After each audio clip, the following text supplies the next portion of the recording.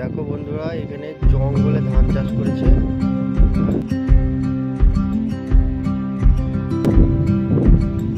সুন্দর কিন্তু ধান হয়েছে। এখানে কোনো পানির ব্যবস্থা নেই, তবু খুব সুন্দর ধান হয়েছে। এটা কিন্তু পুরোটা জঙ্গলের মধ্যেই ধান করে চাষ করেছে। হ্যাঁ, এখানে কোনো পানি টানি দেওয়ার কোনো ব্যবস্থা নেই। খুব সুন্দর ধান হয়েছে। এটা দেখানোর জন্য আমি ভিডিওটা করেছি। হ্যাঁ, সবাই দেখো, এত সুন্দর ধান হয়েছে, কি বলবো। দু কটা সার দিয়ে দিয়েছে, ব্যাস। না জলের ব্যবস্থা আছে, না পানির ব্যবস্থা আছে।